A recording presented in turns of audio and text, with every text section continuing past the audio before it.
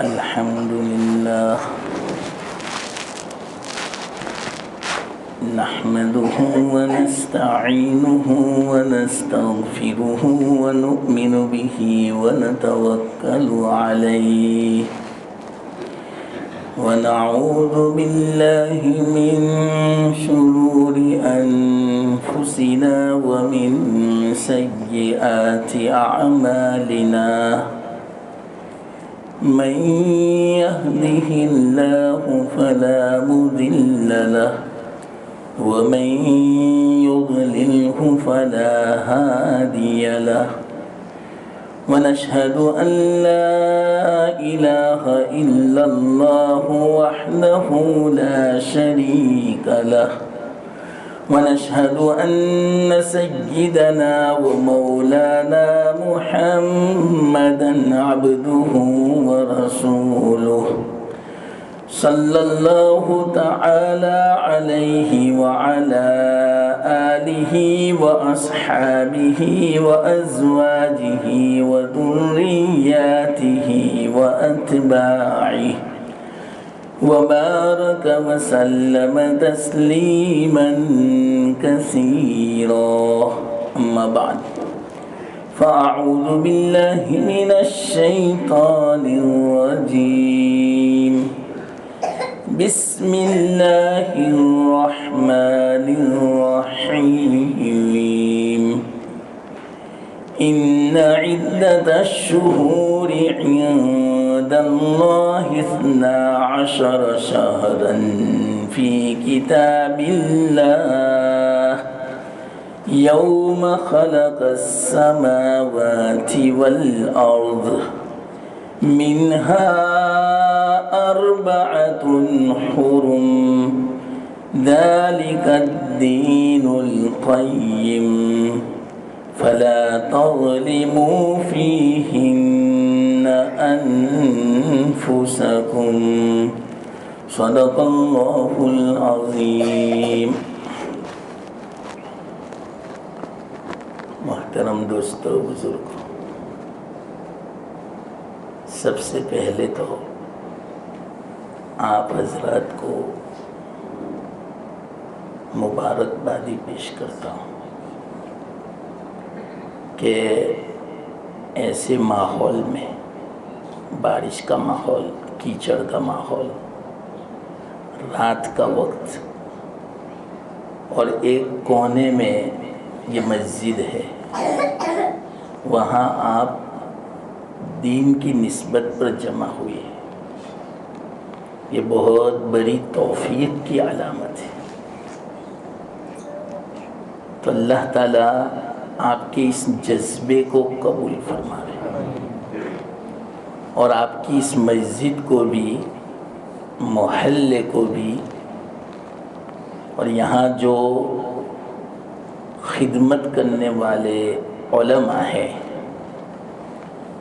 جن کی فکر سے یہ مجلس قائم کی گئی، واقعتاً ان کا اخلاص ہے کہ مجھے پہلی ہی دعوت میں ہاں بھرنی پڑی، انکار نہیں کر سکا. عام طور پر میں عشاء کے بعد بیان نہیں رکھتا، ہاں مغرب بعد رکھتا ہوں، دیر ہو جاتی ہے بہت، پورا دن اللہ کے فضل سے مصروفیت، رات کو بھی مصروفیت، اس لیے میں عشاء بعد کا قائل نہیں ہوں. لیکن ان کی اخلاص کی برکت کہ میں نے اللہ کے فضل سے خوشی خوشی دعوت قبول کر لی، اور یہاں آنے کے بعد مجھے پتہ چلا کہ یہاں بھی ایک مسجد ہے. میرے گمان میں بھی نہیں تھا کہ ایسی جگہ میں بھی اللہ کا گھر آباد ہوگا. ماشاءاللہ بہت خوشی ہوئی. انشاءاللہ آئندہ اللہ نے اگر توفیق دی تو بار بار آنا ہوگا، لیکن عشاء بعد نہ رکھے، یا تو جمعہ میں ہو یا مغرب بعد، تو انشاءاللہ थोड़ा नशात भी रहता है उस वक्त। खैर, अल्लाह ताला आपको, आपकी औलाद को कबूल फरमाए। बहुत ज़रूरी है औलाद के बारे में दुआ करना। ऐसी मजलिसों में ज़रूर बच्चों को लाना चाहिए, और जो उलमा आवे, अल्लाह वाले आवे, उनसे मुलाकात भी कराएं, दुआएं भी कराएं। यही असल सरमाया है। बल्कि यहाँ जो पढ़ाने वाले उलमा हैं वही वाक़ियतन औलिया अल्लाह है। हदीस से साबित है ये बात। बुखारी शरीफ पढ़ाना तो आसान है, अलिब्बा पढ़ाना मुश्किल है। बुखारी शरीफ बच्चा उसी वक्त पढ़ सकेगा जबकि उसने अलिब्बा पढ़ा होगा। हरूफ शनासी जब मकतब में की होगी तो वो हदीस की किताबें पढ़ सकेगा, कलाम मजीद को पढ़ सकेगा। तो वाक़ियतन सही मानों में देखा जावे तो औलिया अल्लाह ये उलमा है मकातिब के। कल क़यामत के दिन पता चलेगा जब अल्लाह ताला हर अमल का अजर अता फरमाएंगे। क्यों? बुखारी शरीफ पढ़ने की सलाहियत कैसे पैदा हुई? अलिब्बा पढ़ने से। तो अलिब्बा पढ़ाने के बाद जो कुछ वो पढ़ेगा सारा उनके लिए सदक़े जारिया हो जाएगा। जो कुछ खिदमत करेगा, कुरान पढ़ेगा, याद करेगा, हदीस समझेगा, आलिम बनेगा, मुफ्ती बनेगा, ये सारा मदार इस बुनियादी तालीम पर है। तो ये बुनियादी तालीम ऐसी है, इसको सही मानों में कोई मकतब में पूरी कर लेता है, नाज़िला कलाम मजीद को मुकम्मल कर लेता है। हमारे बुजुर्गों का तजुर्बा है, वो ये फरमाते हैं इससे ईमान की हिफाजत हो जाती है। तो ये असल तो है। अल्लाह ताला इनकी खिदमत को भी कबूल फरमा रहे हैं। और माशाअल्लाह अभी कारी साहब ने कुरान भी सुनाया बेहतरीन अंदाज में, और इसी तरह मंजूम कलाम भी सुनाया, नात भी सुनाई। वाक़ियतन दिल खुश हो गया। इनकी आवाज़ में अल्लाह ताला ने एक जाज़बियत रखी है, कशिश रखी है। अल्लाह ताला, मैं तो ये दुआ करता हूँ तरक्की तो देवे लेकिन नज़र बद से बचा ले। ये बहुत खतरनाक चीज़ है नज़र।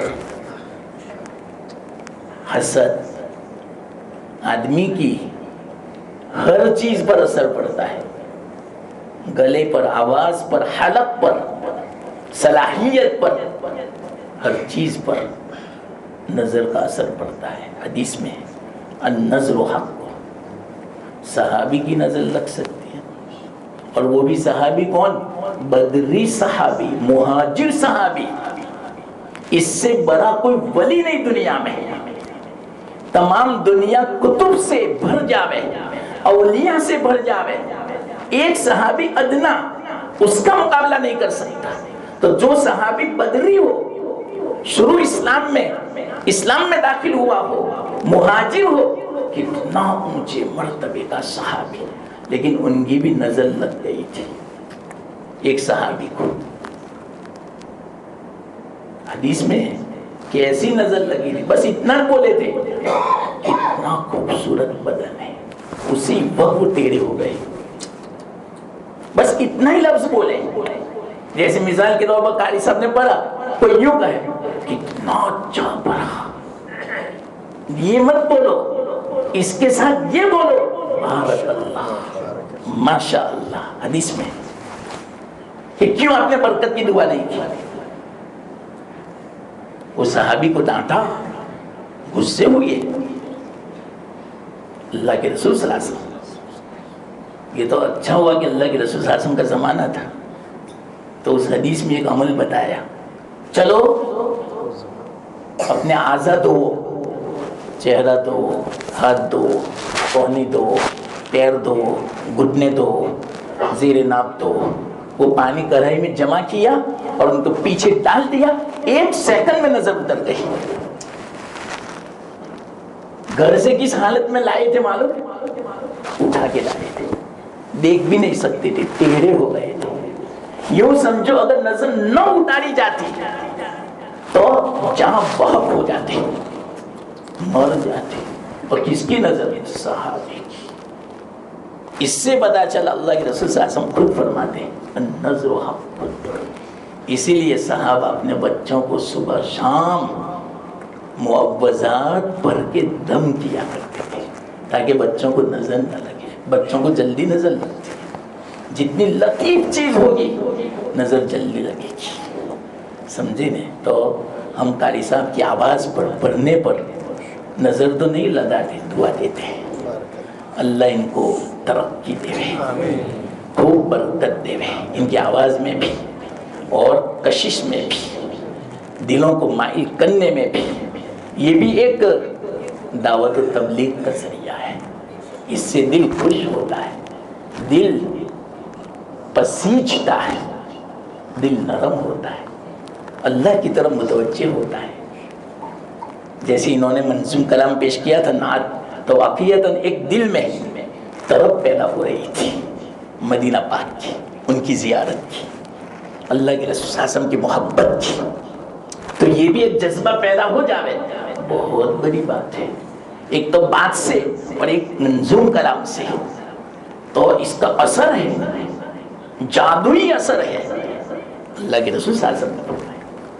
خیر، تو ہم قاری صاحب کا بھی اور یہاں کے جو منتظمین ہیں، علماء ہیں، ٹرسٹی حضرات ہیں، مسجد کے ذمہ دار ہیں، سب کا ہم شکر ادا کرتے ہیں کہ انہوں نے یہ مجلس قائم کی.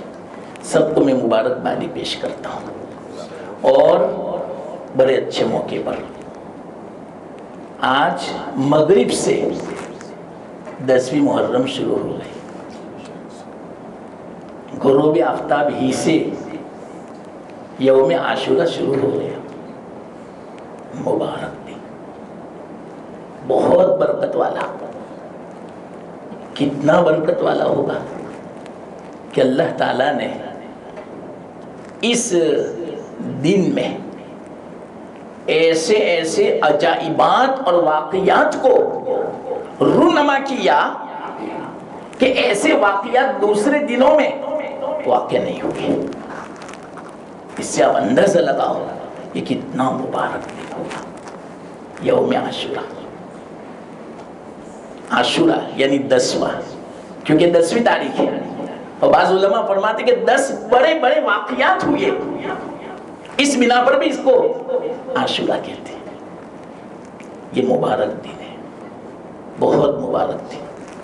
اس لیے اللہ کے رسول صلی اللہ علیہ وسلم مبارک دن میں روزہ رکھتے تھے پابندی سے. اور فرمایا اس روزے کا ثواب اگلے 1 سال کے گناہ معاف ہو جاتے ہیں. کیسی فضیلت! صرف روزہ رکھا اور کتنا ثواب ملے گا؟ 30 روزوں کے برابر. وہ تو الگ، ثواب تو الگ، اور اوپر سے 1 سال کے گناہ معاف. کتنا مبارک دن ہے! بلکہ یہ مہینہ خود مبارک ہے. اللہ فرماتے ہیں منہا اربعۃ حرم. اللہ تعالیٰ نے جب سے آسمان و زمین کو پیدا فرمایا تب سے مہینوں کی گنتی 12 ہے. ہاں، سال ہر ایک نے الگ الگ مقرر کیا، لیکن مہینے تو پہلے سے 12 ہے. لوح محفوظ میں اللہ تعالیٰ نے فی کتاب اللہ لوح محفوظ میں لکھ دیا ہے 12 مہینے. اب وہ الگ الگ نام رکھتے تھے، عربی میں اس کا نام الگ ہے. اپنے بچوں کو ضرور یاد کراؤ. خود بڑے حضرات بھی اسلامی مہینوں کو یاد رکھیں. یہ محبت کی علامت ہے. جو یاد رکھے گا فضیلت کا کام ہے. فرض کفایہ پر عمل کیا، اور جو یاد نہیں رکھے گا تو اس فضیلت سے محروم، برکت سے محروم. اللہ کی رحمتیں نازل ہوتی. اس کو ایک جذبہ ہے، اسلام سے محبت ہے. ان ناموں کو یاد رکھنا اور یاد کرنا یہ محبت کی علامت ہے. جس طرح ہمیں ہمارے بچوں کو انگریزی مہینوں کے نام یاد ہے، تو اسی طرح ضرور اپنے بچوں کو اسلامی مہینوں کے نام یاد کراوے، سن بھی یاد کراوے، تاریخ بھی یاد رکھے، فرض کفایہ ہے۔ ہاں تو یہ بہت مبارک مہینہ ہے، اس سے پہلے 2 مہینے گئے وہ بھی بہت مبارک تھے، کیا فضیلتیں ہیں، یہ تو مستقل مضمون ہے، ہر مہینے کی عجیب و غریب فضیلت، اس مہینے کی بھی فضیلت،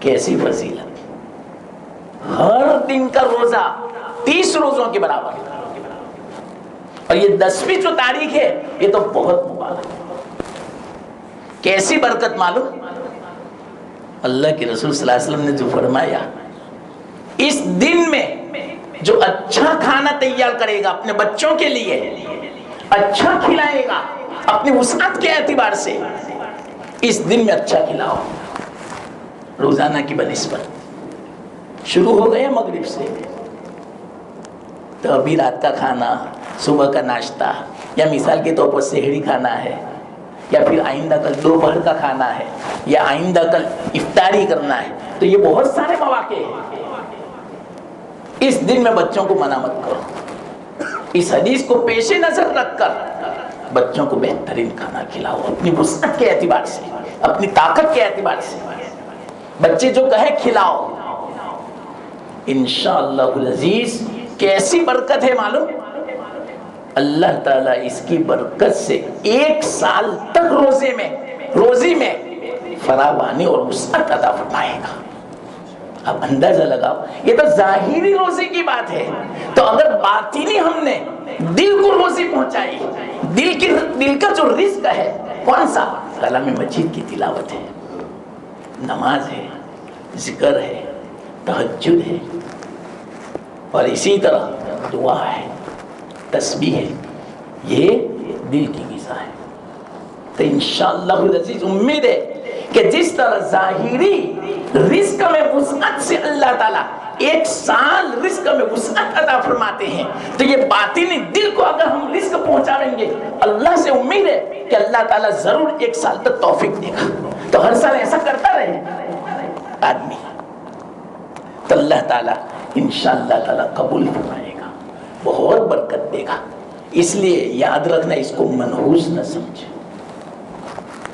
یہ اس لیے مجھے کہنا پڑتا ہے کہ شیعوں کی جو بدعت ہے، ان کا جو عقیدہ ہے، اب ہمارے سنیوں میں آنا شروع ہو گئے، بہت ساری ان کی بدعت، بہت ساری ان کی رسمیں، ان کے عقیدے ہم سنیوں میں آنا شروع ہو گئے، بہت بڑا گناہ ہے، شر الامور محدثاتها، او کما قال علیہ الصلوۃ والسلام، جتنے امور ہیں، جتنے گناہ ہیں، نافرمانی، ان میں سب سے برا اگر کوئی ہے تو دین میں نئی باتوں کو ایجاد کرنا، آپ اس سے اندازہ لگاؤ، نئی بات کو ایجاد کرنا گناہوں میں سب سے زیادہ برا گناہ کہا، کیا وجہ معلوم، اس لیے کہ نئی بات دین میں ایجاد کرنا، وہ گویا یوں دعویٰ کرتا ہے کہ اللہ نے اس کو واجب نہیں کیا، یہ تو واجب ہونا تھا،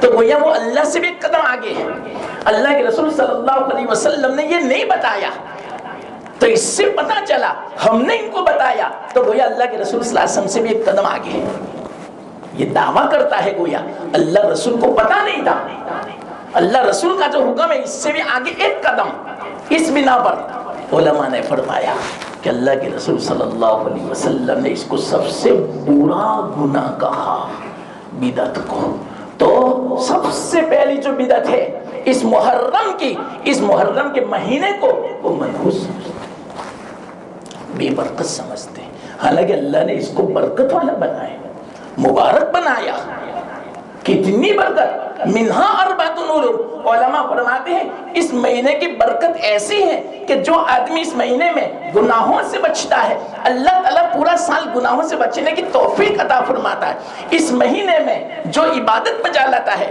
نماز کی پابندی کرتا ہے، تلاوت کی پابندی کرتا ہے، تو اللہ تعالیٰ پورا سال اس کو توفیق عطا فرماتے ہیں نماز کی، تلاوت کی، تو یہ تو اتنی برکت ہے، اور اس میں تو یوں فرمایا کہ اس میں اچھا کھاؤ، اچھا پہنو، اللہ تعالیٰ نے اگر آپ کو دیا ہے تو یہ منحوس نہیں ہے، بے برکت نہیں ہے. اصل میں انہوں نے منحوس کیوں قرار دیا؟ حضرت حسین کی شہادت کی بنا پر. حالانکہ شہادت تو بہت اونچا عمل ہے، بہت فضیلت کی چیز ہے. شہادت سے اونچا کوئی عمل نہیں. اتنا زبردست یہ عمل ہے. میں ایک مختصر حدیث کا واقعہ سناؤں. حضرت جابر رضی اللہ تعالیٰ عنہ، ان کے والد حضرت عبداللہ، لمبا واقعہ ہے لیکن میں مختصر سناتا ہوں. غزوہ احد میں شریک ہوئے تھے. انہوں نے فرمایا تھا بیٹا دیکھنا آئندہ کل سب سے پہلے میں شہید ہوں گا. تو دیکھو آپ ہی ایک میرے لڑکے ہو، باقی سب لڑکیاں ہیں. 9 لڑکیاں تھیں اور 1 لڑکا. تو اکیلے ایک بھائی کے ماتحت میں 9 بہنیں تھیں. جو بیٹا اگر میری شہادت ہو جاوے تو اپنی بہنوں کا خیال کرنا. یہ نصیحت کی. آج تو الٹا ہے، بھائی بہنوں کا خیال نہیں کرتا. بہت افسوس کی بات ہے. ہاں، اور دوسرا کیا فرمایا؟ میری ذمت قرضہ بہت ہے، قرضے کی فکر کرنا. ابھی تو شادی بھی نہیں ہوئی تھی حضرت جابر کی، نوجوان تھی، اور یہ سب سے بڑی 2 ذمہ داری سر پہ آ گئی. ہے کسی کی ہمت ان 2 ذمہ داریوں کو پورا کرنے کی؟ 9 بہنوں کی کفالت، ذمہ داری، اور قرضہ بھاری بھرکم، پہاڑ جتنا بھاری حضرت جابر کے اوپر. نوجوان کوانے ابھی تو. یوں فرمایا میں آپ کو وصیت کرتا ہوں، آپ ہی میرے ایک بیٹے ہو. خیر شہادت ہو گئی. حضرت جابر بہت روتے تھے. ایک تو باپ کا غم اور اوپر سے یہ ذمہ داری. اللہ کے رسول صلی اللہ علیہ وسلم کو بھی احساس تھا اس کا کہ جابر پر بڑا اثر ہے. لمبا واقعہ، عجیب و غریب ان کے ساتھ واقعات پیش آئے، لیکن سب مجھے ابھی نہیں سنانا، صرف شہادت میں سنا دوں. جس وقت حضرت جابر ملے اللہ کے رسول صلی اللہ علیہ وسلم سے، اللہ کے رسول صلی اللہ علیہ وسلم نے ان کے غم کو ہلکا کرنے کے لیے فرمایا جابر آپ کے ابا کے ساتھ اللہ تعالیٰ نے کیا سلوک کیا بیان کرو. کیوں نہیں یا رسول اللہ، بیان کرو. نہیں، میرا غم تھوڑا ہلکا ہو، بہت غم ہے مجھے. دیکھو کہ اللہ تعالیٰ نے آپ کے ابا کو بلایا. ہر ایک کے ساتھ اللہ تعالیٰ بات کرتا ہے لیکن پردے میں. صرف آپ کے ابا کے ساتھ روبرو بات کی. کتنی بڑی فضیلت ہے. اللہ روبرو بات کرے، آمنے سامنے. یہ تو اس کا لطف، اس کا جو مزہ ہے ابھی ہمیں نہیں پتا چلتا. مرنے کے بعد پتا چلے گا. صرف دیدار ہوگا، دیدار میں آدمی بے قرار ہو جائے گا، بے ہوش ہو جائے گا. صرف دیدار، اور وہ سب کے لیے دیدار ہوگا، عام دیدار.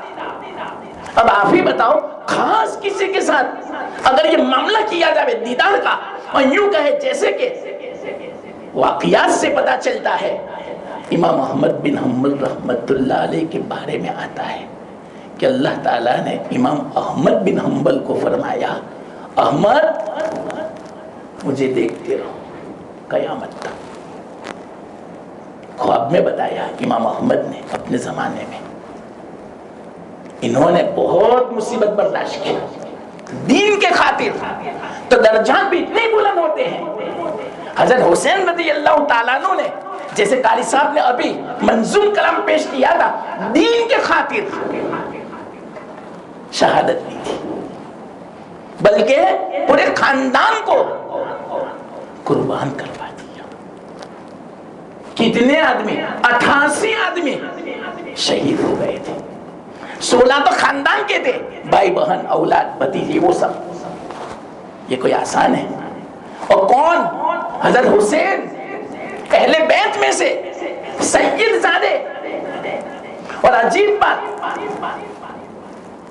انہوں نے فرمایا کہ میرے نانا کا دین برباد ہوئے یہ مجھ سے برداشت نہیں ہے. ہمارا خاندان برباد ہو جاوے اس کو میں برداشت کر سکتا ہوں، لیکن دین برباد ہوئے یہ برداشت نہیں ہے۔ تو یہ جذبہ ہمیں پیدا کرنا ہے اس واقعے سے۔ کچھ بھی ہو جاوے ہمارا نقصان، مالی جانی کچھ بھی ہو جاوے، لیکن دین کا نقصان نہ ہونے دو۔ اتنا بھی اگر کسی نے سبق لے لیا تو کافی ہے اس مجلس سے، اور اس دن سے، اس مہینے سے، اس واقعے سے، یہ ہے اصل۔ تو حضرت حسین رضی اللہ تعالیٰ عنہ انہوں نے بھی شہادت دی، بدلہ نہیں لیا۔ انہوں نے کسی کو نہیں کہا ہمارے خاندان کے اتنے افراد کو شہید کر دیا، بعد میں بدلہ لینا، اگر چاہتے تو بدلہ لے سکتے تھے، منع کر دیا۔ سارا مدینہ، سارا مکہ جتنے بھی تھے سب ان کی طرف تھے، ان کی جانب میں تھے، لیکن منع کر دیا۔ واقعیتاً سید زادے ایسے ہی ہوا کرتے ہیں، یاد رکھنا، سید زادے بدلہ نہیں لیا کرتے، سید زادے بدلہ نہیں لیا کرتے، معاف کر دیا کرتے ہیں، اور ان کا مزاج بھی ایسا ہوتا ہے معاف کرنے کا۔ صحیح معنوں میں وہ اگر سید زیادہ ہوگا تو معاف کرنے کا مزاج۔ میں ابھی سناتا ہوں، پہلے وہ واقعہ پورا کر دوں۔ تو حضرت جابر کو اللہ کے رسول صلی اللہ علیہ وسلم نے فرمایا، جابر آپ کے ابا کو اللہ تعالیٰ نے بلایا اور روبرو بات کی۔ روبرو بات کیا کی معلوم؟ فرمایا، اے میرے بندے، کیا تمنا ہے؟ تمنا کر، تیری ہر تمنا پوری کی جائے گی، جو مانگنا ہو مانگو۔ ارے اس سے بڑی کیا چیز کہ روبرو اللہ تعالیٰ نے کلام کی حدیث میں نے کہا نا، امام احمد بن حنبل انہوں نے استقامت کا پہاڑ ثابت کیا تھا اپنے آپ کو دین کے خاطر۔ لمبا واقعہ ہے، یہ بھی کافی وقت چاہیے اس کو بیان کرنے کے لیے۔ تو اللہ تعالیٰ نے اس کے اوپر کیا انعام دیا، کتنا اکرام فرمایا امام احمد کا۔ وفات کے بعد اللہ تعالیٰ نے امام احمد سے کہا، میرے سامنے کرسی لے کر بیٹھ جاؤ، بس میرا دیدار کرتے رہو، قیامت تک دیدار ہوتا رہے۔ قیامت میں جنت میں جانے کے بعد سب سے بڑی نعمت مومن کو، جنتی کو جو ملے گی وہ کون سی نعمت؟ اللہ کا دیدار۔ جنت بھی بھول جائیں گے، حوروں کو بھی بھول جائے گا آدمی، کھانے پینے کو بھی بھول جائے گا، اتنی بڑی نعمت ہے اللہ کا دیدار۔ وَرِضْوَانٌ مِّنَ اللَّهِ أَكْبَرُ، اللہ کی رضامندی سب سے بڑی ہے۔ اس لیے فکر کرو، جان کی نہیں، اولاد کی نہیں، اللہ کی رضامندی کی۔ حضرت حسین رضی اللہ تعالیٰ عنہ نے اللہ کی رضامندی کی فکر کی، اپنی فکر نہیں کی۔ واقعیتاً اگر وہ چاہتے تو بہترین زندگی گزار سکتے تھے، عیش والی زندگی گزار سکتے تھے۔ اللہ نے اتنا دیا تھا لیکن سب قربان کر دیا دین کے خاطر، اللہ کی رضامندی کی خاطر، اپنے نانا کے دین کو بچانے کے خاطر۔ وجہ لکھی ہے اس کی۔ ہاں، تو اللہ تعالیٰ نے حضرت عبداللہ سے کہا، مانگو، تمنا کرو۔ حضرت عبداللہ نے کیا کہا معلوم؟ کیا کہا؟ یا اللہ مجھے واپس دنیا میں بھیجو، پھر شہید ہو کے آنا چاہتا ہوں۔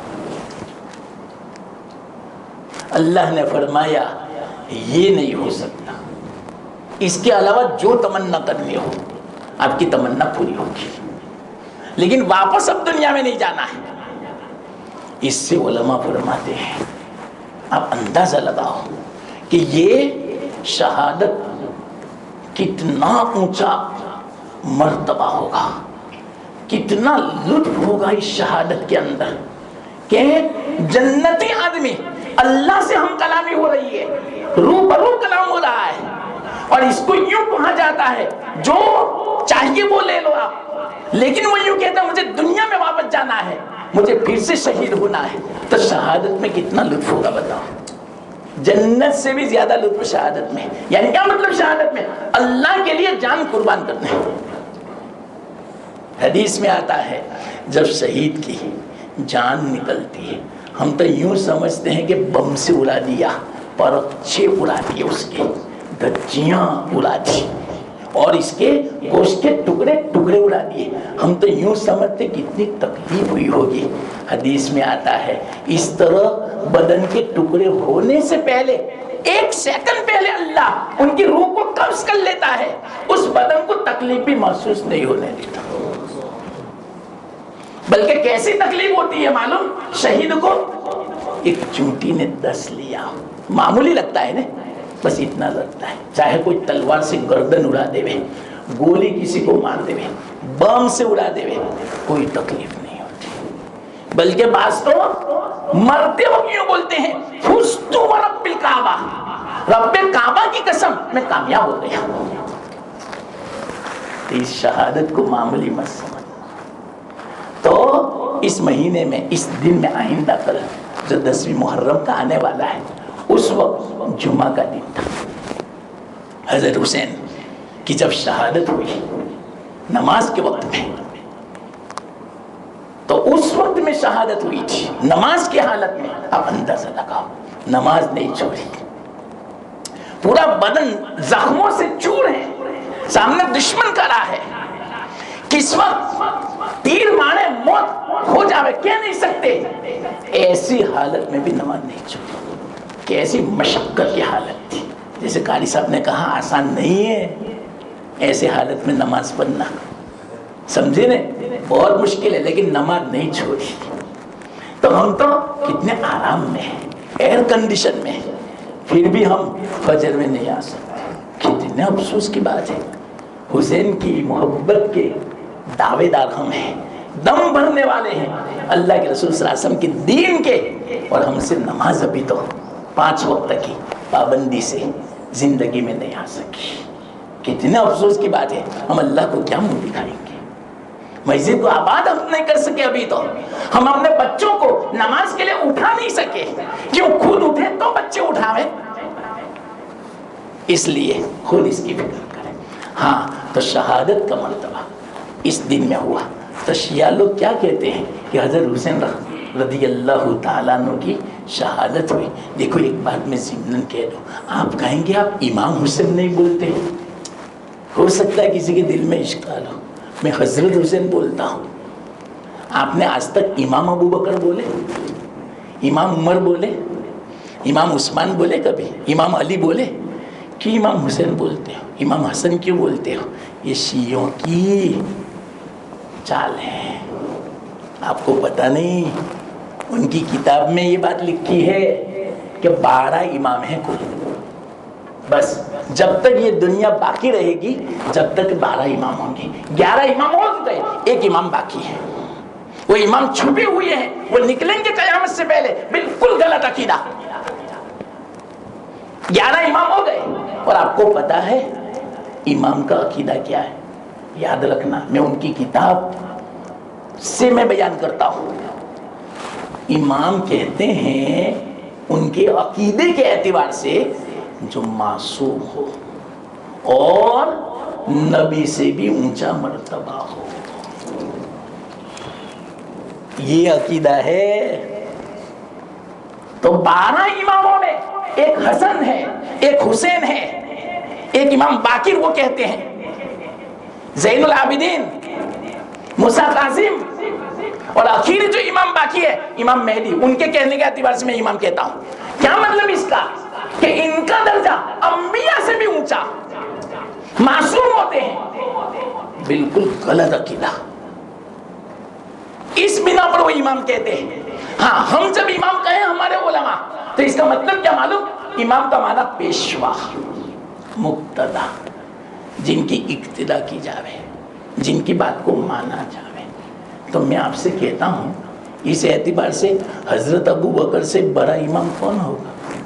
لیکن کبھی وہ امام ابو بکر نہیں کہیں گے، کبھی امام عمر کہیں گے ہی نہیں. حالانکہ سب کا اتفاق ہے. حضرت حسین بھی کہتے ہیں افضل البشر بالتحقیق بعد الانبیاء ابو بکر صدیق رضی اللہ تعالیٰ. انبیاء کے بعد سب سے افضل اگر کوئی انسان و بشر ہے تو حضرت ابو بکر ہے. تو حضرت ابو بکر کو امام کیوں نہیں کہتے؟ سمجھے؟ یہ ان کی منافقت ہے، یہ ان کی خباثت ہے، دشمنی ہے. اور یاد رکھنا ایک بات، مسئلہ آیا اس لیے میں کہہ دیتا ہوں، اس زمانے میں بھی شیعہ مسلمان نہیں ہے، کافر ہے. وہ چاہے حج کرے، حج میں بھی آتے ہیں، مسلمان نہیں ہے. کیوں معلوم؟ ایک عقیدے کی بنا پر. وہ صحابہ کے بارے میں کیا کہتے ہیں معلوم؟ عدالت صحابہ کا اعتبار نہیں کرتے. صحابہ عادل نہیں ہے، فاسق ہے. نعوذ باللہ. جن کے بارے میں اللہ نے اعلان فرما دیا کلام مجید میں، رضی اللہ عنہم ورضوا عنہ، اللہ راضی، وہ اللہ سے راضی. ان کے بارے میں کہتے ہیں کہ عادل نہیں ہے، فاسق ہے. نعوذ باللہ. وہ یوں کہتے ہیں اللہ کے رسول صلی اللہ علیہ وسلم کی وفات کے بعد 5-6 صحابہ کے علاوہ سب کے سب مرتد ہو گئے. نعوذ باللہ. یہ کہتے ہیں، ان کا عقیدہ آپ کو پتا، ان شیعوں کا، ان ایرانیوں کا، وہ بھی شیعہ ہے، ان کا سنیوں سے کوئی لینا دینا نہیں ہے، کوئی خیر خواہی نہیں ہم سے.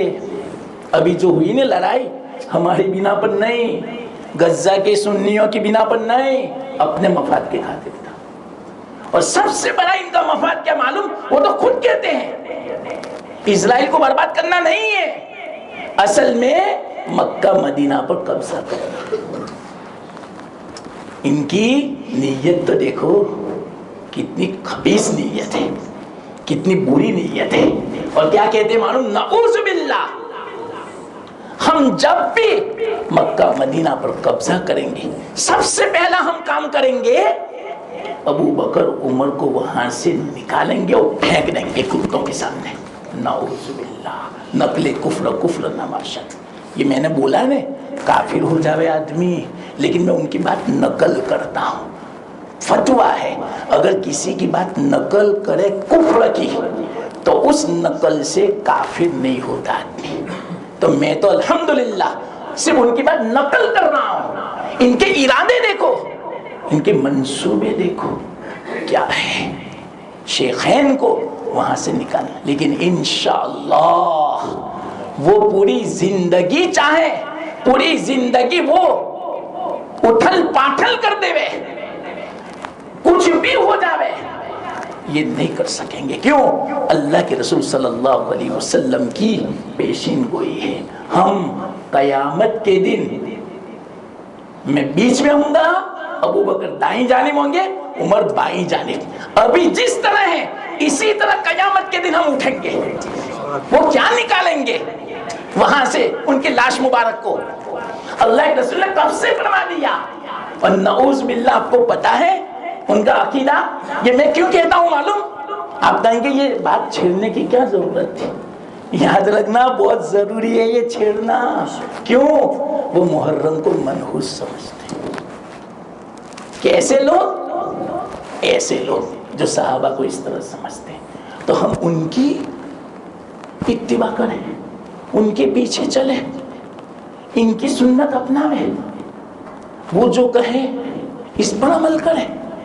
کتنی بے غیرتی کی بات ہے، کتنی اگر کسی کو اسلام سے محبت ہوگی، اللہ رسول سے محبت ہوگی، ذرہ برابر ان کی پیروی نہیں کرے گا. جب اس طرح کی باتیں سنے گا تو ایک دم سے وہ چوکنا ہو جائے گا. وہ مسلمان اگر اللہ رسول سے محبت ہے، حضرت حسین سے محبت ہے، تو حضرت علی سے، حضرت حسن سے محبت ہے، تو واقعیتاً ان کا نام سن کر ہی وہ بھڑک اٹھے گا کہ نہیں، ان کی تو کوئی بات ہماری زندگی میں نہیں آنی چاہیے، ان کی کوئی سنت ہماری زندگی میں نہیں آنی چاہیے، نہیں ہماری معاشرت میں، نہیں ہماری اولاد میں. نہیں ہمارے رہن سہن میں. اس لیے مجھے سمجھانا ہے کہ دیکھو ان کی سنت آنے نہ پاوے. دوسرا ان کا عقیدہ پتہ. دو باتیں کہی. ایک تو کیا صحابہ کو عالم نہیں سمجھتے. اس کا نقصان پتہ. اگر کوئی صحابہ کو عادل نہ سمجھے اس کا نقصان کیا؟ اس کا نقصان یہ ہے جب ان کے سامنے قرآن پڑھا جاتا ہے, قرآن سنایا جاتا ہے تو کیا کہتے ہیں؟ یہ قرآن اصل نہیں ہے کیونکہ صحابہ کے واسطے سے آیا. تو قرآن کا بھی انکار کرتے ہیں.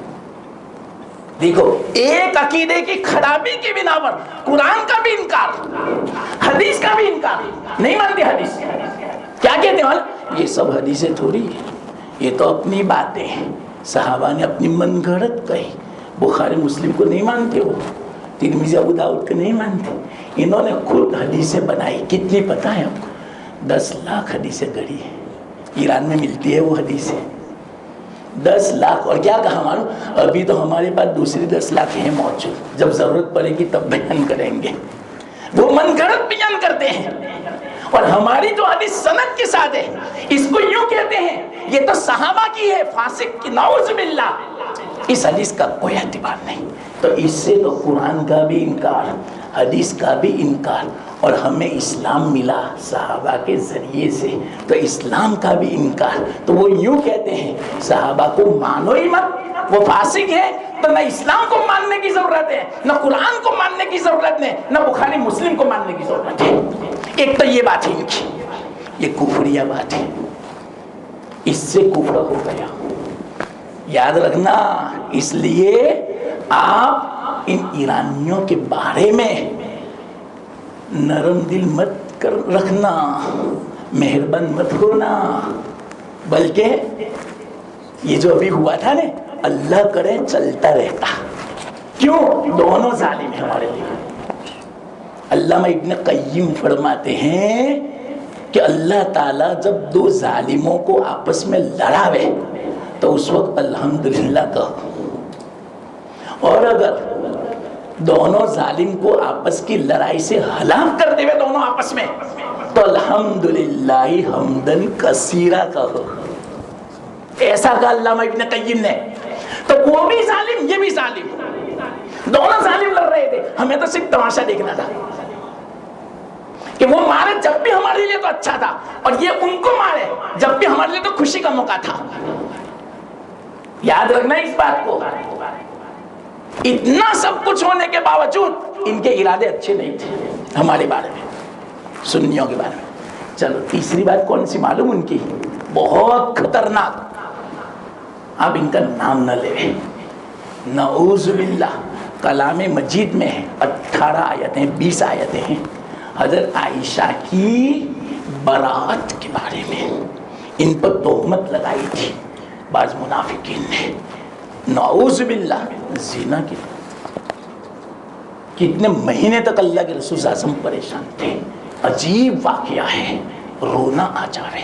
اتنا لمبا واقعہ ہے, کلام مجید میں بیان کیا ہے, اور حدیث میں بھی ہے. حضرت عائشہ خود بیان کرتی, نڈال ہو چکی تھی, ایسی چل نہیں سکتی تھی غم کے مارے, نیند حرام ہو چکی تھی, کھانا حرام ہو چکا تھا. والدین رو رہے تھے, حضرت ابو بکر, اور اسی طرح ام رمان اتنی روتی تھی, بیٹا یہ کیا ہوا, تیرے بارے میں مدینہ میں کیا چرچا ہو رہا ہے. کہ مجھے تو پتہ ہی نہیں کیا ہے. تو کہا کہ تجھے پتہ ہی نہیں, لیکن نہ جب پتہ بتایا ان کو کہ آپ کے بارے میں تہمت ہے, کیا میرے بارے میں تہمت زنا کی, نعوذ باللہ. تو اللہ تعالیٰ نے 20 آیتیں نازل فرمائی براءت کی. آپ اندازہ لگا, اللہ گواہی دے جن کی براءت کی, پاک دامنی کی. آپ اندازہ لگا وہ گھرانہ کیسا ہوگا. یہ کیا کہتے ہیں ایرانی معلوم, کلام مجید میں جو براءت کی آیتیں ہیں یہ غلط ہے. نعوذ باللہ ثم نعوذ باللہ. پھر سے میں کہتا ہوں, نقل کفر نہ باشد. وہ کہتے ہیں کہ عائشہ فاحشہ ہے, ویشیا ہے. ہم کیا کریں گے, مدینہ پر جب قبضہ کر لیں گے تو قبر میں سے عائشہ کو نکالیں گے اور 100 کوڑے لگائیں گے. نعوذ باللہ. کتنی خطرناک بات. ایسوں کی ہم مسلمان سنت اپناوے. کیا سنت پتہ؟ محرم کو منحوس سمجھتے ہیں، اس میں شادی نہیں کرنے کی، ایسا کہتے ہیں. تو ہمارے لوگ بھی کہتے ہیں نہیں محرم میں شادی نہیں کرنے کی. لیکن کس کی سنت ہے؟ ایسوں کی سنت. یہ ہے منحوس. اور وہ کیا کہتے ہیں؟ ان دنوں میں تجارت نہیں کرنے کی، دکانیں بند رکھو. بنے کہ نہیں؟ آج ان کی ہوٹلیں بنے کہ نہیں؟ ہائی وے پر دیکھو 10 دن تک اچھے کپڑے نہیں پہنتے، کالے پہنتے، غم. ان کی عورتیں بناؤ سنگار نہیں کرتی، غم مناتی ہیں اور ماتم کرتی ہیں، اور نہ معلوم آئندہ کل کیا ہوگا دیکھنا. تعزیے ان کی سنت ہے، ہم نے اپنائی ایسوں کی سنت. میں نے آپ کو بتا دیا کہ کون ہے. حالانکہ یہی بے وفا تھے، حضرت حسین کے قاتل تھے. انہوں نے خود بلایا اور قتل کیا. کیوں معافی مانگی بعد میں؟ حضرت حسین کے خاندان سے کہ معاف فرمانا، ہم نے آپ کو بلایا تھا لیکن مجبوراً ہمیں تلوار چلانی پڑی آپ کے خلاف. حضرت علی کو کہا تھا صحابہ نے آپ مت جاؤ، ان بے وفاؤں غداروں کے پاس مت جاؤ. نہیں مانا حضرت علی. لیکن نا ایسا نہیں ہوگا، آپ نہ کہتا ہوں مت جاؤ. مدینہ چھوڑ کے گئے، کوفہ آئے. انہوں نے صحیح حضرت علی کو، حضرت علی کی شہادت کے بعد ان کے بیٹے کو منع کیا حضرت حسین کو، آپ مت جاؤ. ان کا کوئی بھروسہ نہیں کوفیوں کا، ان یزیدیوں کا. آپ کے ابا کو شہید کر دیا. اتنے بڑے صحابی جلیل، اتنے بڑے خلیفہ کو، اتنے بڑے امیر المومنین کو، اس سے آپ سبق لیں. حضرت حسین نے کہا انہوں نے خود مجھے دعوت دی اور خطوط کے ڈھیر لگا دیے کہ دیکھو یہ کتنے خطوط ہے، مجھے مجبوراً جانا پڑی. بھروسہ مت کرو. ابن عباس نے منع کیا تھا، جب جا رہے تھے اس وقت بھی منع کیا تھا، مجھے تو اطمینان نہیں ہے اب مت جاؤ. لیکن آپ اندازہ لگاؤ اتنی بے وفائی سامنے تھی، اس کے باوجود کیوں گئے؟ اپنے نانا کے دین کو بچانے کے لیے. کیسا جذبہ ہوگا. اور گئے بھی کتنے؟ 90 سوال تھے. پتا تھا کہ یہاں لاکھوں کی تعداد میں لوگ ہیں، اس کے باوجود وہ گئے، مجاہدہ کیا نفس کے خلاف، خالص اپنے نانا کے دین کو بچانے کے لیے. کیوں معلوم کیوں بچایا؟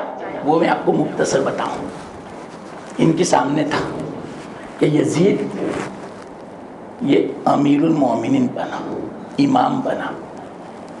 اسلام میں 2 امامت ہے، ایک امامت کبریٰ، ایک امامت صغریٰ. یہ جو ابھی امام صاحب نے نماز پڑھائی یہ امامت صغریٰ ہے. کسی مسجد والا ہے، محلے والوں کے امام ان کے پیچھے نماز پڑھتے ہیں.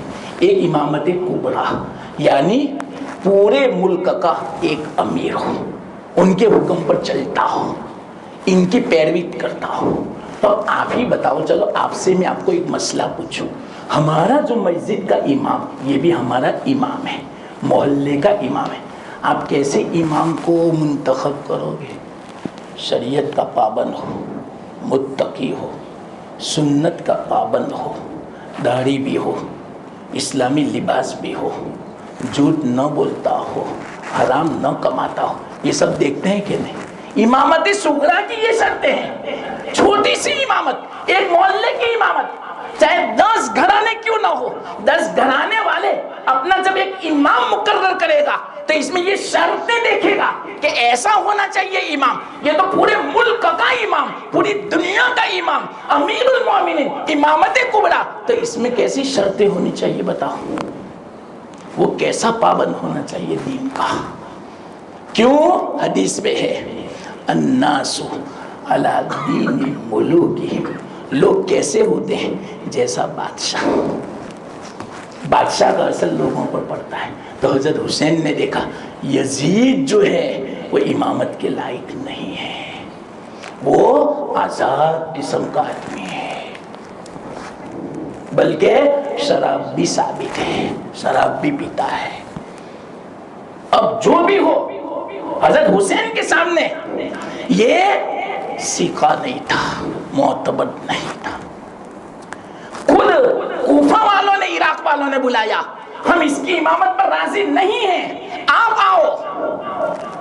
تو انہوں نے کہا کوئی حرج کی بات نہیں، تو اس نیت سے آئے تھے، لیکن جو ہونا تھا ہو گیا۔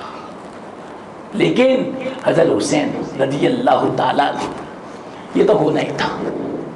اللہ کے رسول صلی اللہ علیہ وسلم نے پیشین گوئی فرما دی تھی۔ ایک مختصر بات سناؤ۔ ایک مرتبہ ایک فرشتہ آیا اللہ کے رسول صلی اللہ علیہ وسلم کی خدمت میں، گھر میں داخل ہوا اور یوں فرمایا جو بھی گھر میں ہو سب کو نکالو، ایک بات کرنی ہے۔ سب کو نکال دیا دروازے پر سے۔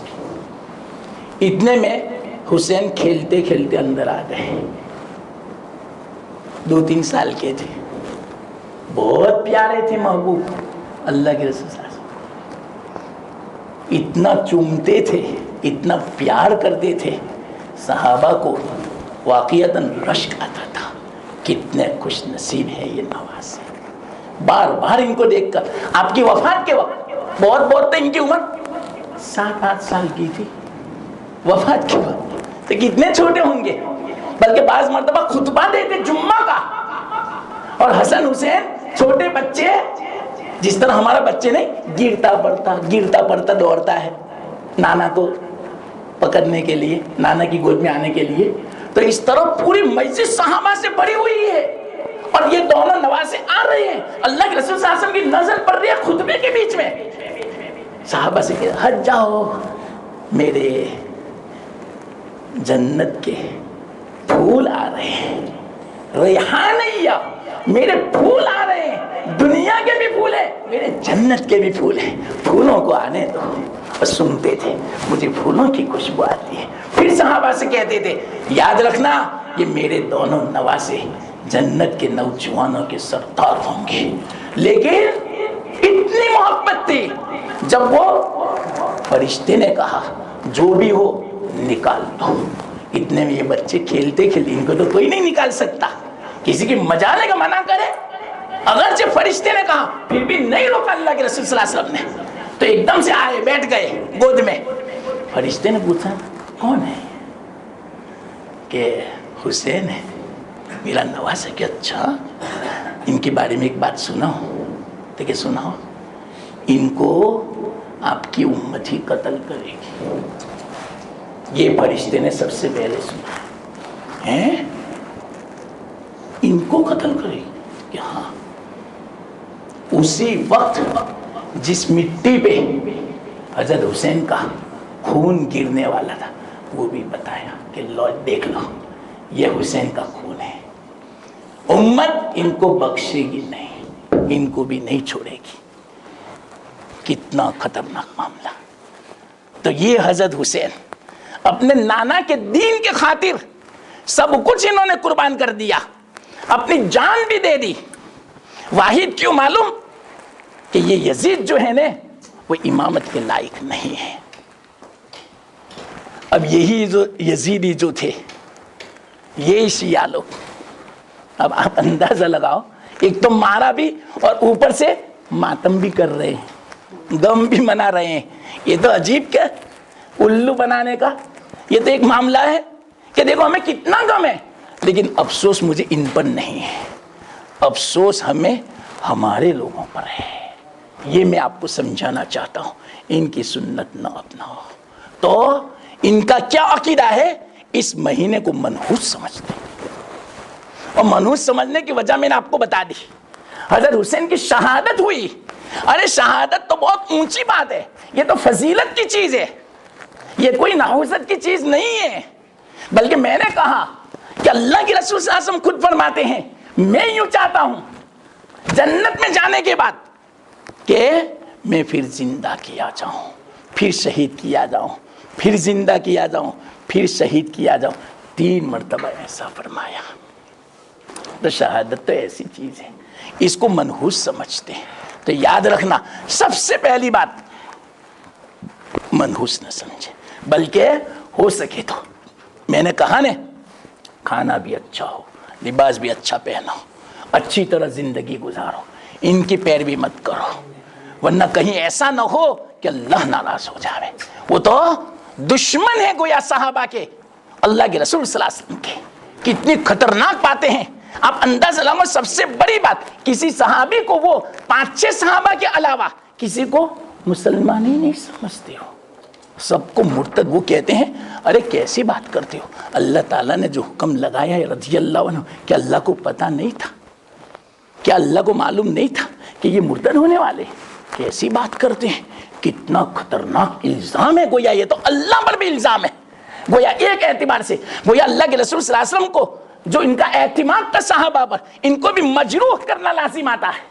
اتنی بھی بات نہیں، اتنے خطرناک ان کے عقیدے ہیں۔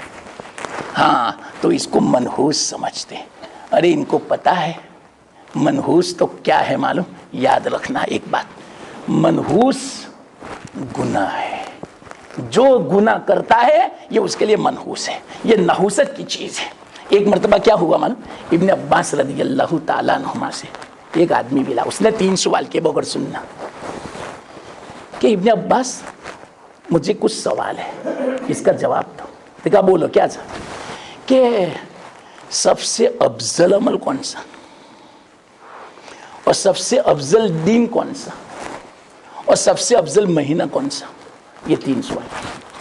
ابن عباس رضی اللہ تعالیٰ عنہما نے فرمایا سب سے افضل دن جمعہ کا، سب سے افضل مہینہ رمضان کا، سب سے افضل عمل 5 وقت کی نماز۔ اس سے افضل کوئی چیز نہیں۔ مسلمانوں یاد رکھنا اس بات کو، اس بات کو سمجھانے کے لیے ایک وقت چاہیے، لیکن بس مختصر اتنا سمجھ لو، ہماری شریعت میں جتنے بھی اعمال ہیں، ان سب اعمال میں اگر سب سے افضل کوئی عمل ہے تو 5 وقت کی نماز ہے۔ تو ہم اس مبارک دن میں حضرت حسین کی شہادت کے طفیل میں ہم آج عزم کریں، نیا سال ہے گویا، نئے سال میں ہم عزم کریں کہ انشاءاللہ العزیز ہم 5 وقت کی نماز پابندی کے ساتھ، تکبیر اولیٰ کے ساتھ پورا سال، پوری زندگی انشاءاللہ ہم پڑھیں گے۔ تو یہ اگر ہم نے جو عہد کر لیا، عزم کر لیا، ارادہ کر لیا، تو انشاءاللہ العزیز یہ دن ہمارے لیے مبارک ہے، یہ سال ہمارے لیے مبارک ہوگا۔ ہم ارادہ کریں، اللہ تعالیٰ انشاءاللہ آسان فرما دے گا۔ تو سب سے افضل عمل ابن عباس نے فرمایا 5 وقت کی نماز۔ اب کیا ہوا معلوم؟ 3 دن کے بعد وہ آدمی حضرت علی سے ملا، حضرت علی سے فرمایا کہ میں نے ابن عباس سے 3 سوال کیے، انہوں نے یہ 3 جواب دیے۔ تو کیا بولو کیا؟ تو کہ میں نے پوچھا سب سے افضل عمل، تو کہ 5 وقت کی نماز۔ سب سے افضل دن کون سا؟ تو کہ جمعہ کا دن۔ سب سے افضل مہینہ کون سا؟ تو کہ رمضان کا مہینہ۔ حضرت علی نے تھوڑی دیر سوچا اور یوں فرمایا، اے فلانے، ساری دنیا کے علماء، حکماء، اوکلا جمع ہو جاوے، اس سے بہتر جواب کوئی نہیں دے سکے گا۔ یہ بالکل صحیح جواب ہے۔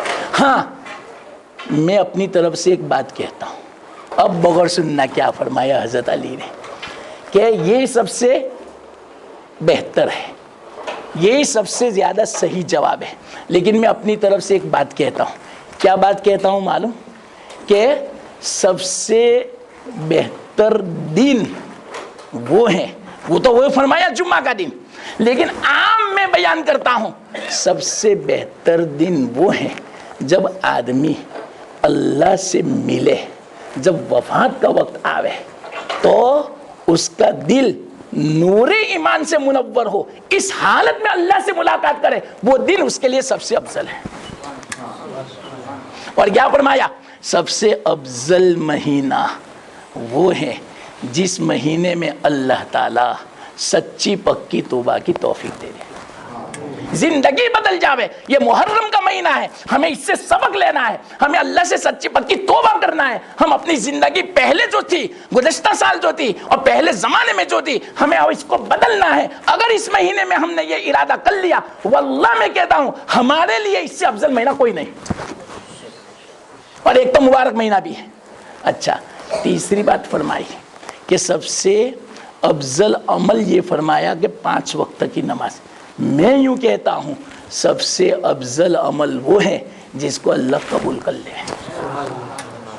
یا اللہ کیا عجیب بات. اس پر میں آپ کو ایک مختصر واقعہ آپ کو پتا چلے کہ واقعیتاً اللہ جس کو قبول کر لے اس سے افضل عمل کوئی نہیں ہو سکتا. کیا ہوا معلوم؟ ایک مرتبہ ایک اسرائیلی حضرت موسیٰ علیہ السلام کو ملا. بنی اسرائیل حضرت موسیٰ علیہ السلام کی قوم تھی. حضرت موسیٰ علیہ السلام جب بھی مناجات اور سرگوشی کرنی ہوتی اللہ تعالیٰ کوہ طور پر بلاتے.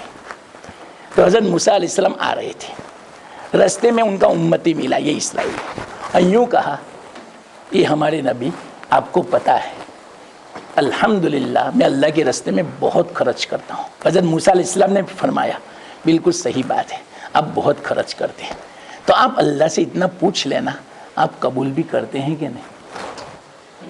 لاکھوں کروڑوں کی تعداد میں خرچ کرتا ہوں, آپ قبول بھی فرماتے ہیں کہ نہیں. تو حضرت موسیٰ علیہ السلام نے ہاں بری کوئی حرج کی بات نہیں, میں پوچھ لوں گا. تو گئے, یاد آیا حضرت موسیٰ علیہ السلام کو یہ. تو حضرت موسیٰ علیہ السلام نے پوچھ لیا اللہ تعالیٰ سے کہ اللہ میرا جو فلانا امتی ہے تیرا بندہ, اس نے یہ سوال کروایا کہ میں اللہ کے راستے میں بہت خرچ کرتا ہوں, قبول بھی ہے یا نہیں. اللہ نے فرمایا کوئی قبول نہیں ہے پیسہ, صرف ایک مرتبہ ایک اٹھنی اس نے جو میرے راستے میں خرچ کی تھی وہی قبول ہے, اس کے علاوہ کچھ قبول نہیں. یہ جواب ملا. یہ واقعہ حضرت تھانوی نے سنایا. ہاں, تو کیا ہوا معلوم؟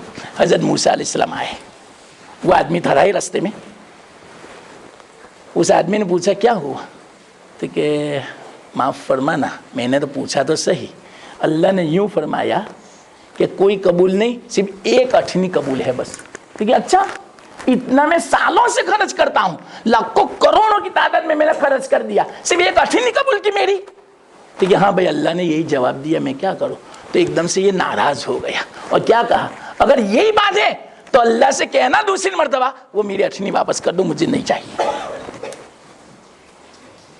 حضرت موسیٰ علیہ السلام سن لیا, دوسری مرتبہ جانا ہوا, اللہ سے کہا کہ اللہ وہ تیرا بندہ تو ایسا ہے, کوئی حرج کی بات نہیں, یہ اٹھنی حاضر ہے, دے دینا واپس. بس اتنا کہہ دینا صرف ان کو, یہ اٹھنی قبول تھی. 8 آنے 50 پیسے, یہ اٹھنی قبول تھی. اب اس اٹھنی کو لے کر بازار جانا اور اس کے بدلے میں جو چیز خریدنا ہو ایک پلڑے میں یہ اٹھنی رکھنا, دوسرے پلڑے میں وہ چیز رکھنا. بس اتنا کہہ دینا اس کو. حضرت موسیٰ علیہ السلام نے اپنے امتی کو وہ اٹھنی واپس کی اور یہ پیغام دیا. اب یہ آدمی بازار گیا, پہلے سمجھا کہ اٹھنی میں کیا آتا ہے, تو اس اعتبار سے تھوڑا دکاندار سے کہا کہ چلو یہ اٹھنی میں ادھر رکھتا ہوں, کیونکہ پہلے زمانے میں اس طرح ہوتا تھا, وہ چاندی کا سکہ اس کے بدلے میں وزن کیا جاتا تھا, تو اس پلڑے میں رکھا. تو اٹھنی والا پلڑا جھکا رہا, یہ ہلکا رہا, پھر اس میں اور ڈالا, پورا پلڑا بڑھ گیا, لیکن اٹھنی والا ہلنے کا نام نہیں لیتا. یہاں تک کہ آتا ہے روایت میں, اسرائیلی روایت ہے لیکن کوئی حرج کی بات نہیں ہے, اس کو بیان کرنے میں کوئی مسئلہ بیان نہیں کرنا ہے, ایک فضیلت اللہ کی قبولیت کی وہ بیان کرنی ہے, اور بالکل صحیح بات ہے, یہ حدیثوں سے بھی پتہ چلتا ہے, میرے پاس ہے اس کے جوابات الحمدللہ.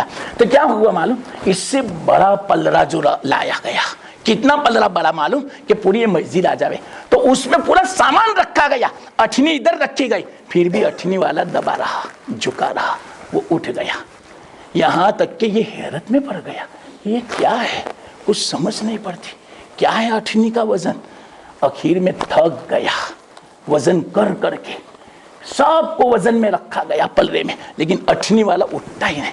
آخر میں اللہ تعالیٰ نے وہی بھیجی حضرت موسیٰ علیہ السلام پر, اے موسیٰ, اے میرے نبی, ان کو کہہ دو یہ اٹھنی میری قبولیت والی تھی, اس اٹھنی کے مقابلے میں دوسرے پلڑے میں 7 آسمان 7 زمین رکھ دے پھر بھی یہ اٹھنی بھاری رہے گی، یہ سب اٹھ جائے گا۔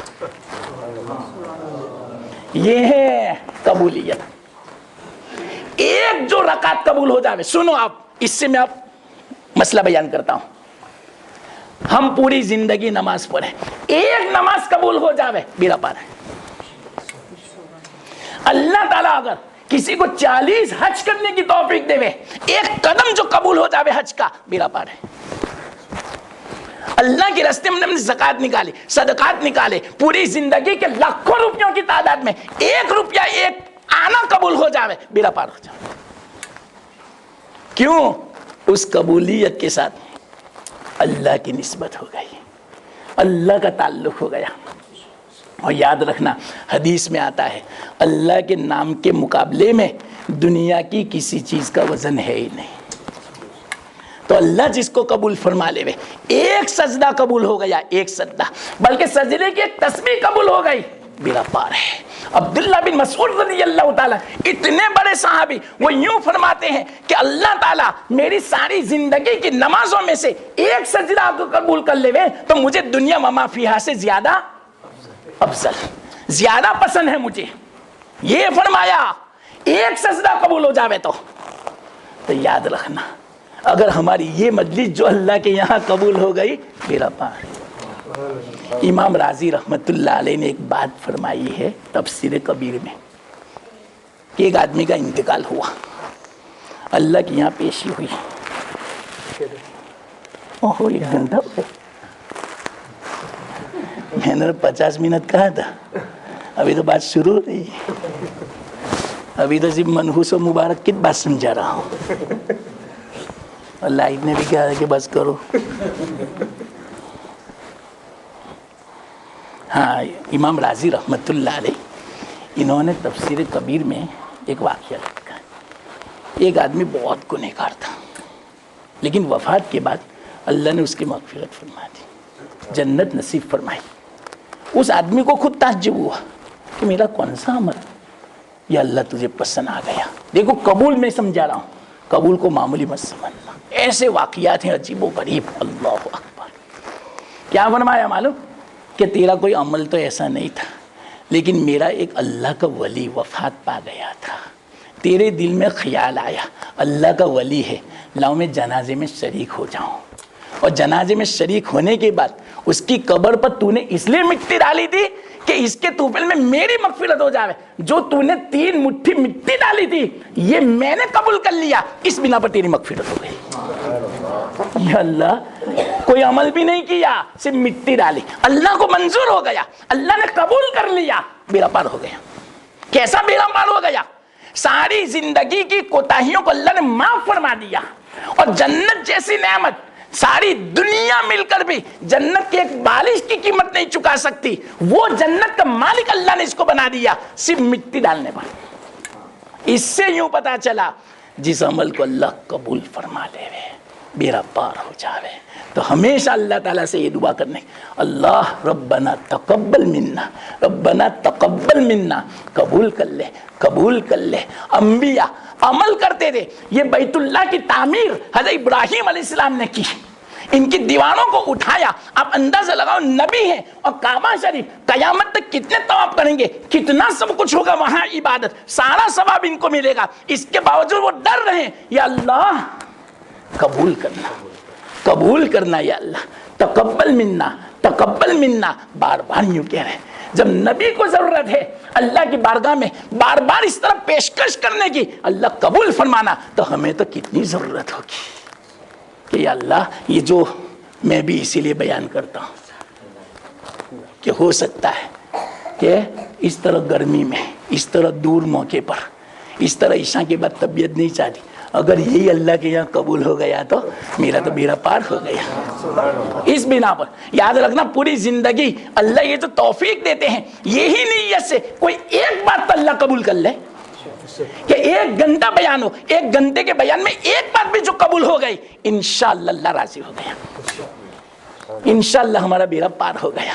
ہمارے قاری صاحب جو نعت پڑھتے ہیں، ایک نعت کی کڑی بھی اللہ کو پسند آ گئی، بیڑا پار ہو گیا۔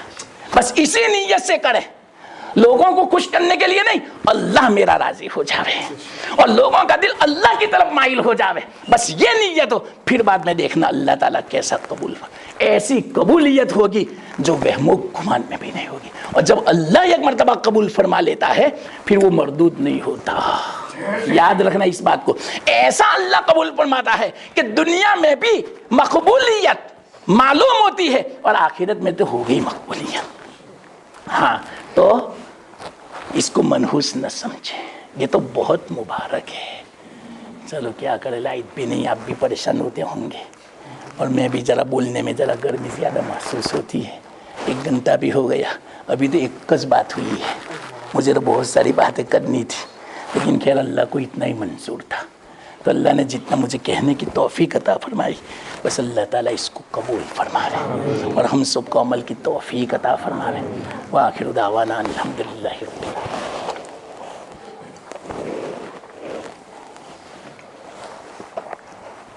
بس اتنا ہی، کیا کرے مجبوراً، لائٹ بھی نہیں ہے، ذرا گرمی بھی ہے، دیر بھی ہو گئی. ورنہ ایک واقعہ بھی میں آپ کو عجیب سنانے والا تھا، بلکہ ہو سکتا 2-3 واقعات آتے، لیکن اب تو مشکل ہے. ذرا پھر کبھی انشاءاللہ اللہ نے موقع دیا تو مختصر دعا کر لیں. لا الہ الا اللہ العظیم الحلیم، لا الہ الا اللہ رب العرش العظیم، لا الہ الا اللہ رب السماوات ورب الارض ورب العرش الکریم. اللهم صل على محمد عبدك ورسولك وصل على المؤمنين والمؤمنات والمسلمين والمسلمات وبارك وسلم. اللهم لك الحمد كما أنت أهل، فصل وسلم على سيدنا محمد كما أنت أهل، وافعل بنا ما أنت أهل، فإنك أهل التقوى وأهل المغفرة. یا اللہ ہم سب کی مغفرت فرما، ہمارے حال پر رحم فرما. یا اللہ ہمیں صحیح توفیق اور ہدایت عطا فرما. یا اللہ ہم سب تیری بارگاہ میں سچی پکی توبہ کرتے ہیں اگلے زمانے کی، اس سے پہلے جو سال گزرے ہیں ان کوتاہیوں سے. یا اللہ ہم تیری بارگاہ میں پناہ چاہتے ہیں. یا اللہ پکڑ نہ فرمانا، معاف فرما دے. اور آئندہ سال یہ جو شروع ہو گیا ہے، نئی زندگی، نیا سال، یا اللہ ہم اس میں تجھ سے یا اللہ درخواست کرتے ہیں ہمیں صحیح توفیق عطا فرما. ہم سچی پکی توبہ کرتے ہیں. یا اللہ ہمیں تو گناہوں سے بچا لے، ہمیں 5 وقت کی نماز پابندی کے ساتھ یا اللہ قائم کرنے کی توفیق عطا فرما. گناہوں سے بچنے کی توفیق عطا فرما. ہمیں تلاوت کی توفیق دے، ہمیں برکتوں سے تو مالا مال فرما. ہمارے ایمان کی حفاظت فرما، ہماری اولاد کی، عورتوں کی، پوری امت کی ایمان کی حفاظت فرما.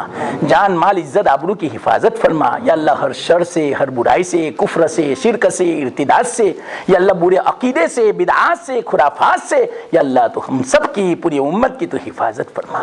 یا اللہ ہم سے تو راضی ہو جا، تو ہمیں قبول فرما.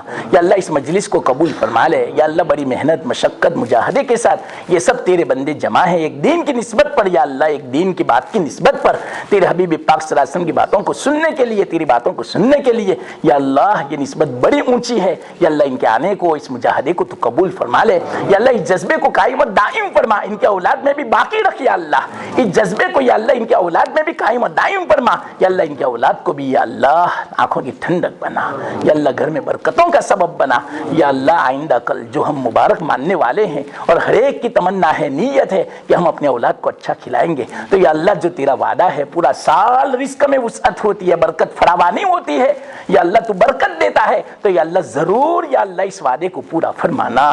تیرے حبیب پاک صلی اللہ علیہ وسلم کا فرمان ہے، اس میں کوئی یا اللہ شک شبے کی بات نہیں ہے. اور تیرے کتنے بھی بندے یا اللہ محدثین نے، تیرے نیک بندوں نے یا اللہ اس پر عمل کیا. انہوں نے کہا ہمارا تجربہ ہے کہ پورا سال فراوانی وسعت رہی روزی میں. تو یا اللہ ہم بھی اگر اس طرح کریں اور ہر ایک کو توفیق عطا فرما تو ان کی یا اللہ روزی میں برکت دے. یا اللہ ساری تنگیوں کو دور فرما دے، رکاوٹوں کو دور فرما دے اور ہر ایک کو صحیح توفیق دے. ہر ایک کو آئندہ کل یا اللہ اچھی طرح یا اللہ منانے کی توفیق دے، مبارک سمجھنے کی توفیق دے، روزے کی توفیق عطا فرما. یا اللہ بدعات سے پوری حفاظت فرما، خرافات سے پوری حفاظت فرما. یا اللہ ہر ایسے عمل سے حفاظت فرما جس سے تو ناراض ہوتا ہو، ہر ایک کی تو حفاظت فرما. یا اللہ ہماری دعاؤں کو اپنے فضل و کرم سے قبول فرما، ہماری جائز امیدوں کو پوری فرما، ہماری پریشانیوں کو دور فرما، مشکلات کو آسان فرما، مسائل کو حل فرما، قرضوں کی ادائیگی یا اللہ آسانی کے ساتھ، عافیت کے ساتھ عطا فرما دے. یا اللہ یہاں جتنے بھی مجمع میں آئے ہیں سب کی جائز امیدوں کو پوری فرما. یا اللہ ان کو سب کو دیندار بنا دے، ان کے گھر والوں کو سب سب کو دیندار بنا دے, گھروں میں سکون عطا فرما, عافیت عطا فرما, برکت و رحمتوں کو نازل فرما, سب کو یا اللہ نمازی بنا دے, عورتوں بچوں سب کو یا اللہ بڑوں کو یا اللہ یہ پورا محلہ یا اللہ نمازی دیندار ہو جائے, ایسی توفیق عطا فرما.